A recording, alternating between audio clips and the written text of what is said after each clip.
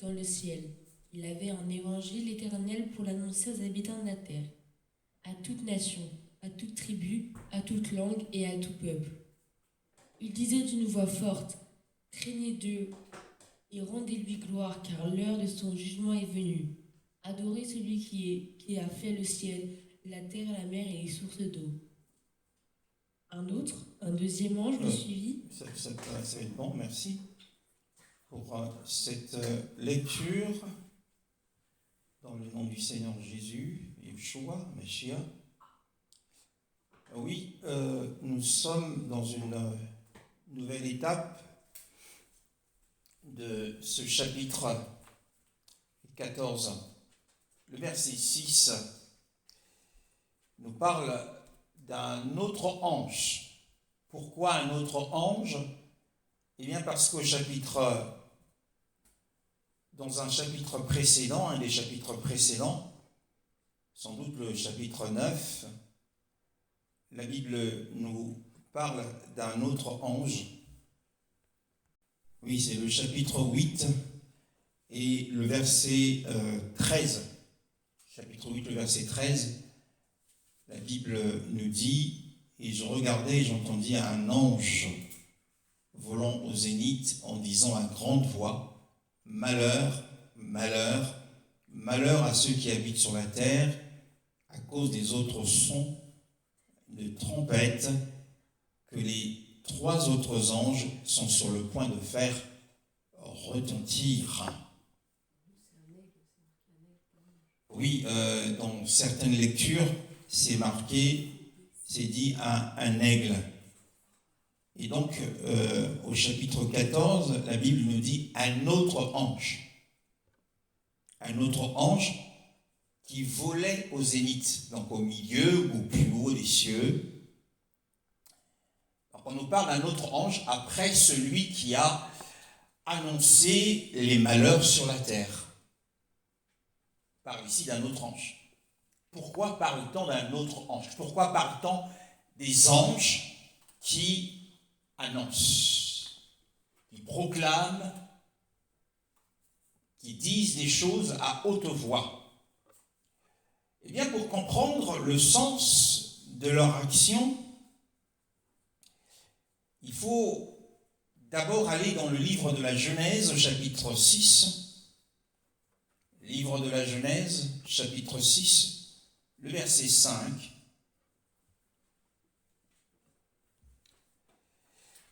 Que lisons-nous ? Le verset 5 au verset 7. L'Éternel vit que les hommes commettaient beaucoup de mal sur la terre et que toutes les pensées de leur cœur se portaient constamment et uniquement vers le mal. L'Éternel regretta d'avoir fait l'homme sur la terre et eut le cœur peiné. L'Éternel dit, « J'exterminerai de la surface de la terre l'homme que j'ai créé depuis l'homme jusqu'au bétail, aux reptiles et aux oiseaux, car je regrette de les avoir faits. » Verset 8. Cependant, Noé trouva grâce aux yeux de l'Éternel. Oui. Alors, après ce constat tragique de l'état de l'humanité de cette époque, Yahweh fait un constat sur le degré de méchanceté de l'homme sur la terre. Et que ses pensées, en fin de compte, étaient chaque jour dirigées vers les choses du mal. Et le Seigneur fut affligé, l'affliction de son cœur. Il fait part des sentiments qui animaient son cœur en voyant tant de méchanceté sur terre. Alors, en dépit de la sanction et de la pensée de mettre un terme à ce qui se produisait sur terre, la violence qui avait gagné l'humanité entière, eh bien le Seigneur avait un plan. Et son plan, c'était de susciter un homme qui avait trouvé grâce, qui avait obtenu la faveur du Seigneur par sa foi, premièrement. C'est par le moyen de la foi que nous sommes agréables au Seigneur. et ensuite par sa conduite, qui était différente de celle de ceux de sa génération. Et donc, le Seigneur avait un plan pour contrer pour mettre un terme à cette méchanceté. 2 Pierre, chapitre 2, le verset 5. Pour cette raison même, faites tous vos efforts afin d'épargner non plus l'ancien monde, bien qu'il ait sauvé 8 personnes dont Noé, ce prédicateur de la justice, lorsqu'il a fait venir le déluge sur un monde impie. Voilà. Quoique le Seigneur n'ait pas épargné ce monde qui était rempli de violence et de méchanceté, il avait, comme nous l'avons dit, suscité un homme du nom de Noé. Et Pierre le présente comme un prédicateur de la justice. Il a prêché à ces hommes pour les conduire à la repentance. Le Seigneur leur avait donné un délai de 120 ans avant qu'il ne prononce et qu'il n'envoie un jugement sur la terre. Ils avaient donc 120 ans de vie pour se repentir. Alors il a envoyé cet homme, Noé, prêchant l'évangile. Mais le grand miracle de cette période, c'est que Noé, sa vie fut également épargnée, non pas seulement par le déluge qui vint plus tard, mais sa vie fut épargnée de la méchanceté des hommes de son époque, qui auraient pu les tuer parce qu'ils étaient tellement violents que le cœur du Seigneur en était affligé et qu'il s'était repenti d'avoir créé l'homme sur la terre. On ne peut pas, c'était une violence inimaginable qui existait à cette période, au point que le Seigneur regrette d'avoir fait l'homme sur la terre. Et nous voyons aussi dans Matthieu chapitre 23, nous essayons de donner un sens au passage d'Apocalypse chapitre 14 et au verset 6. Apocalypse, donc Matthieu 23, Matthieu 23, et sans doute le verset, je vais le retrouver, verset 34, oui, vas-y. C'est pourquoi je vous envoie des prophètes, des sages et des spécialistes de la loi. Vous tuerez et crucifierez les uns, vous fouetterez les autres dans vos synagogues et vous persécuterez de ville en ville. Oui. Alors, nous avons donc ici ce que le Seigneur annonce, ce qu'il prédit, qui arrivera. Il explique qu'il enverra. Il parle aux gens de son époque, il parle aux Juifs, il parle aux scribes et aux pharisiens. Il parle aux chefs religieux de son époque. Il dit, c'est pourquoi voici que moi je vous envoie. J'envoie vers vous des prophètes, des sages et des spécialistes de la loi, les scribes. Et la conséquence de cette mission, c'est que, en leur envoyant des prophètes qui exerceront des ministères particuliers, de prophètes, des sages, des ministères pastoraux, et des scribes, eh bien ces hommes, leur vie seront exposées à la méchanceté de ceux à qui ils s'adresseront. Car il est écrit que vous tuerez et vous crucifierez les uns. Donc il y avait de la méchanceté. Le Seigneur prévoyait qu'il y aurait une telle méchanceté au point qu'ils allaient tuer ces prophètes et qu'ils allaient crucifier quelques-uns et qu'ils allaient en châtier d'autres et en persécuter d'autres encore, de ville en ville. Cependant, dans Apocalypse 14, que nous sommes en train d'étudier au verset 6, la Bible nous dit que « Et je vis un autre ange volons au zénith, ayant l'évangile éternel à prêcher à ceux qui demeurent sur la terre, à toute nation et tribu, et langue et peuple. La question qui se pose à nous, est-ce que parmi ceux qui demeuraient sur la terre, Dieu ou Elohim n'aurait-il pas pu susciter des hommes comme il avait suscité Noé, ou comme le Seigneur l'avait prédit qu'il enverrait des prophètes, des sages et des scribes? Pourquoi ne le fait-il pas? Et pourquoi ici, il utilise un ange? Bon, certains diront, cet ange est un ange symbolique et représente un prédicateur terrestre. Ce n'est pas la lecture qui est faite ici. Ce n'est pas la lecture qui est faite ici. Il s'agit d'un ange qui vole très haut dans les cieux. Pourquoi l'utilise-t-il plutôt qu'un ange sur la terre pour prêcher l'évangile éternel? Eh bien, la raison, c'est que nous sommes dans une période pire que celle du temps de Noé, où le Seigneur avait regretté d'avoir créé l'homme sur la terre.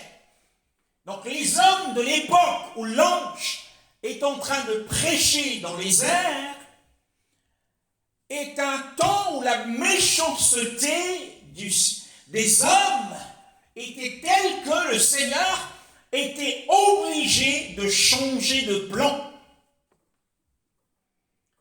Le Seigneur a changé de plan à cause de la méchanceté qui régnait sur la terre et le pouvoir que Satan exerçait sur les fils de l'Alliance. Voilà pourquoi nous avons ici un ange qui devient un prédicateur de l'Évangile plutôt qu'un homme. Pourquoi? Eh bien, il suscite un ange parce qu'un ange ne peut pas être tué. C'est pour cette raison que le Seigneur a changé de plan. Ils ont tué ses prophètes, ils ont tué ses scribes. Eh bien, la seule façon de se faire entendre, c'est d'utiliser un ange qui est indestructible, qui est immortel. Et il volait au zénith. Cela signifie on nous dit qu'il était en train, il était en plein vol. Cela signifie qu'il était sous pression, il n'avait pas de temps à perdre, il ne pouvait pas s'attarder dans sa mission. Il avait une toute petite prédication à donner, une brève proclamation à faire et à délivrer pendant qu'il était en plein vol. Ces choses se produiront. Et nous ne sommes plus ici dans le temps de l'Évangile. Et la place qu'occupe cet annonceur, ce prédicateur, est une place inédite. On n'a jamais vu cela depuis que nous sommes sous le soleil. On n'a jamais vu cela. Il sera suspendu dans les airs et il s'adressera aux hommes. Il ne se posera pas sous la terre. Sa mission serait de traverser les airs du nord au sud, de l'est à l'ouest, à la vue et à l'ouïe de tout homme. Et cela nous fait penser de quelle manière, par le passé, dans un passé lointain, le Seigneur a utilisé des anges pour prêcher aux hommes. Juge chapitre 2, le verset 1 à 5. Un envoyé de l'Éternel monta de Gilgal à Bokim et dit: Je vous ai fait sortir d'Égypte et je vous ai amené dans le pays que j'avais juré à vos ancêtres de vous donner. J'ai dit: jamais je ne romprai mon alliance avec vous. Quant à vous, vous ne complirez pas d'alliance avec les habitants de ce pays. Vous démolirez leur autel. Mais vous vous ne m'avez pas obéi. Pourquoi avez-vous fait cela? J'ai dit alors, je ne chasserai pas les habitants de ce pays devant vous. Au contraire, ils resteront à vos côtés et leurs dieux seront un piège pour vous. Lorsque l'envoyé de l'Éternel eut dit ces paroles à tous les Israélites, le peuple se mit à pleurer tout haut. Voilà.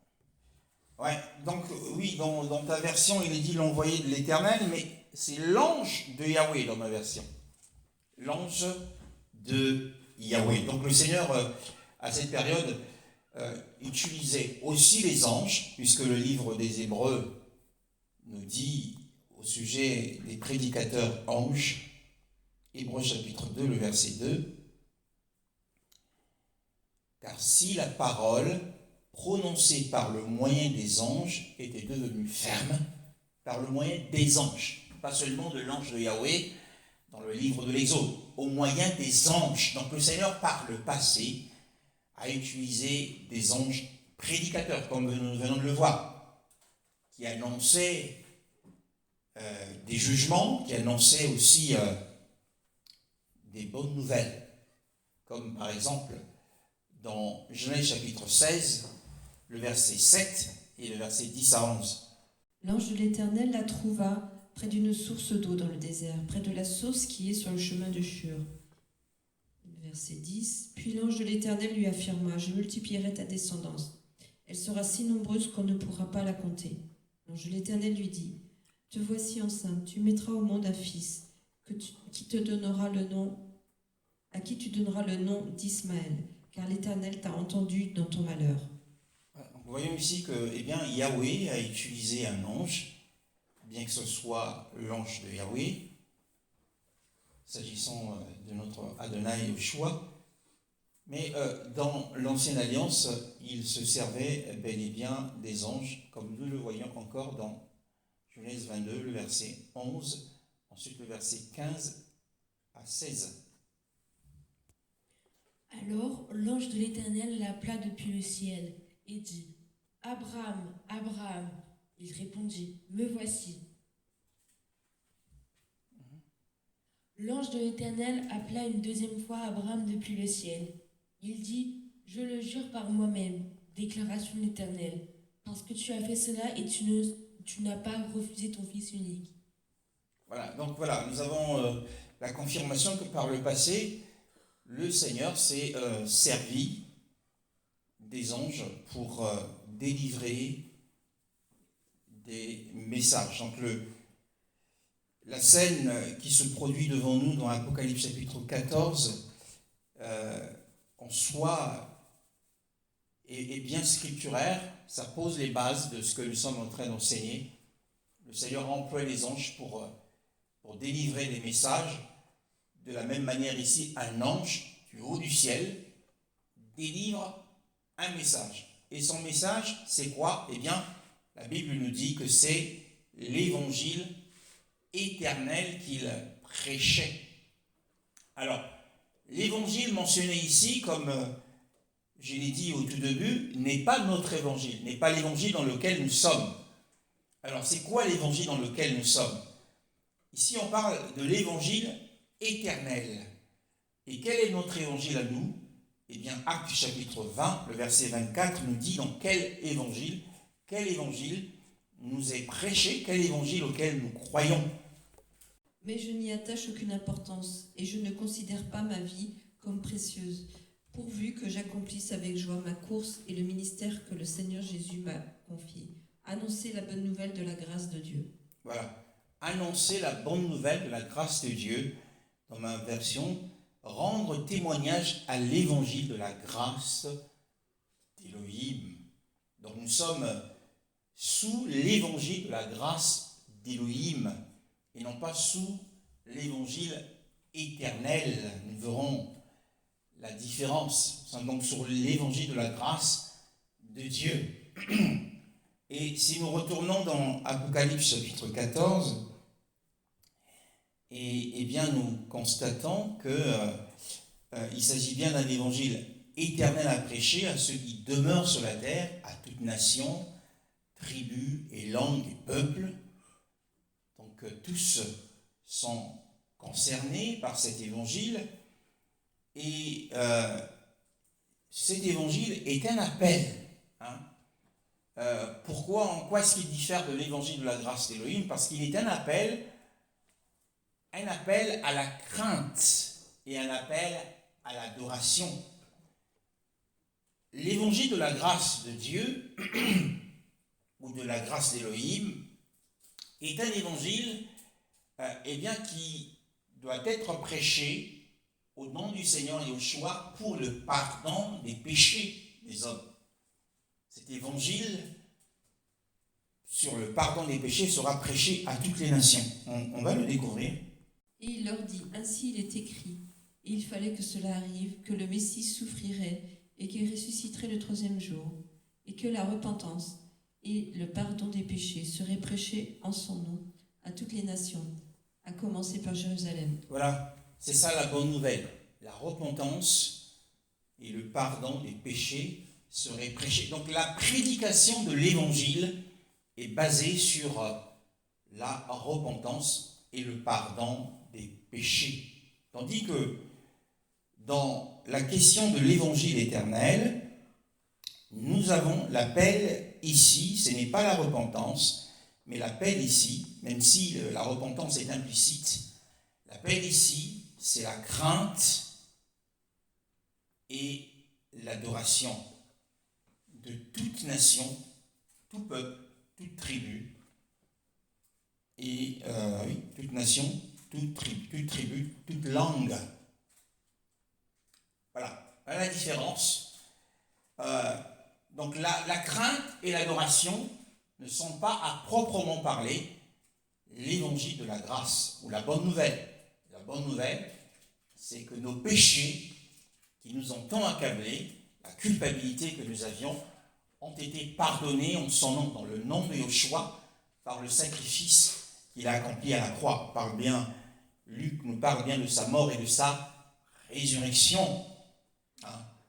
Et que nous sommes pardonnés, justifiés, nous sommes innocentés et nous sommes revêtus d'une robe blanche, universellement offerte aux croyants, gratuitement, bien sûr.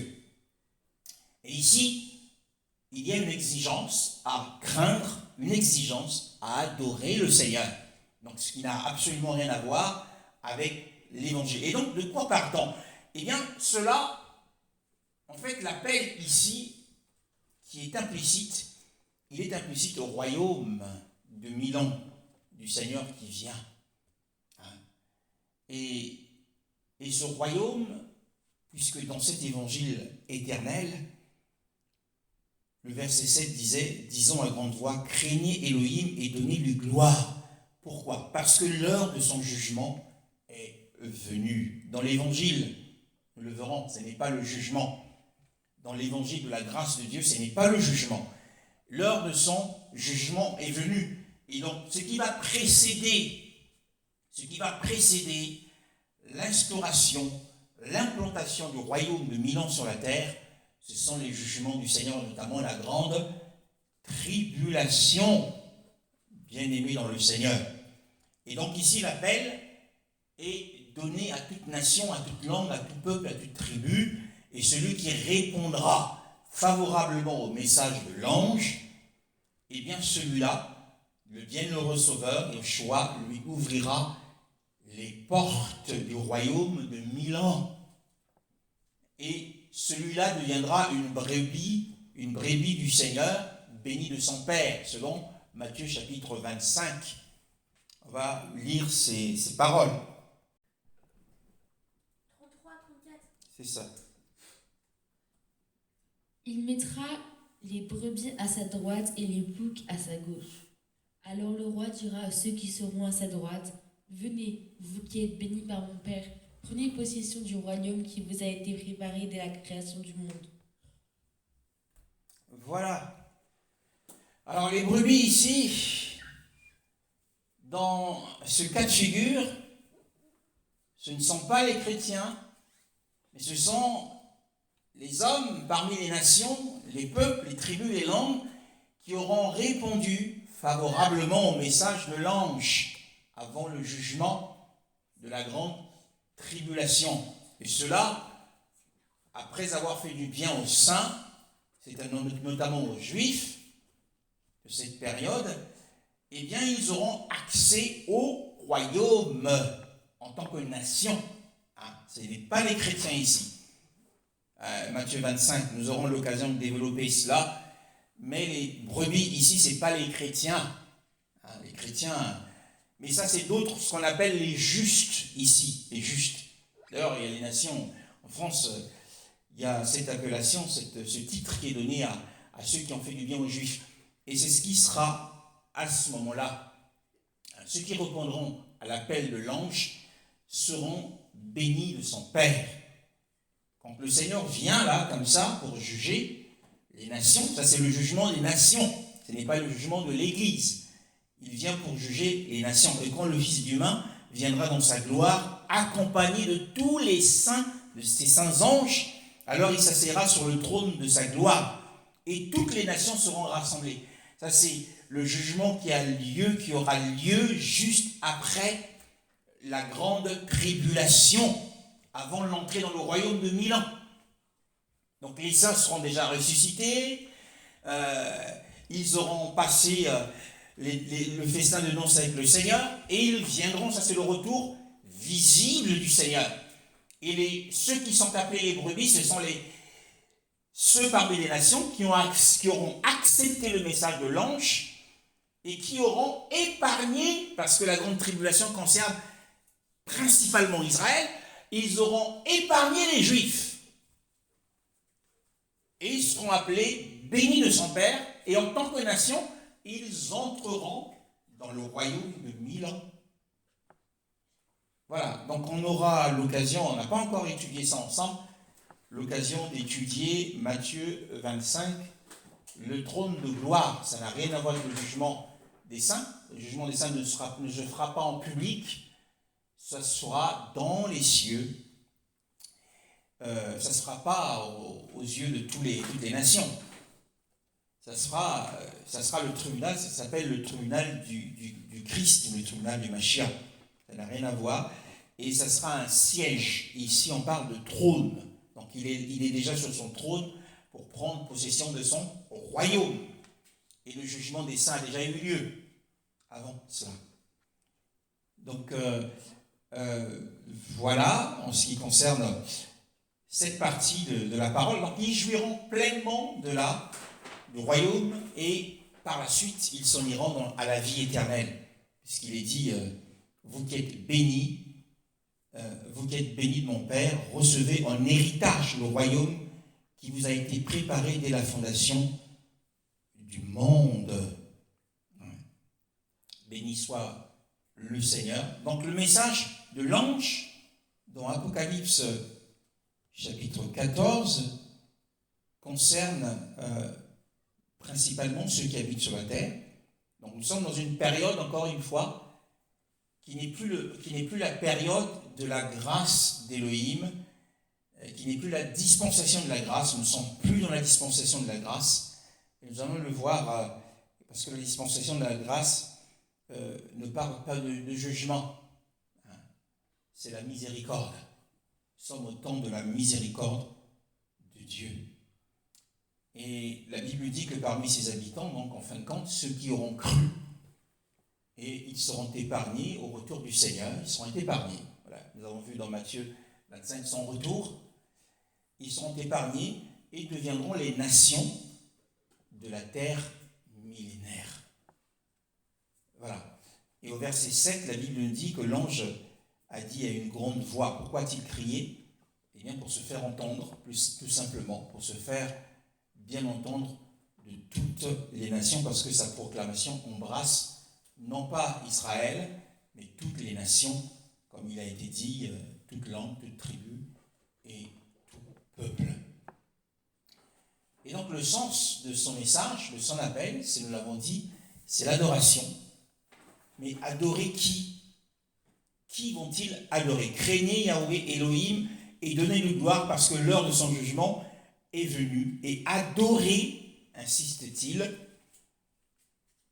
adorer celui qui a fait le ciel et la terre. Donc l'appel à l'adoration pour ces nations-là, Ce n'est pas l'appel à l'adoration au Rédempteur, mais c'est l'appel à l'adoration au Créateur, celui qui a fait le ciel et la terre, la mer et les sources des eaux.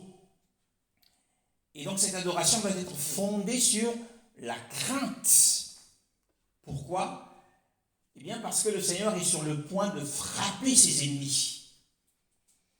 Et pour rappeler également aux hommes qui ne veulent pas croire en Dieu, que, eh bien, il existe bien un Créateur et qu'il est d'une intelligence infinie et qu'il est saint. C'est ça le vrai sens de ce message. Que le Seigneur nous bénisse.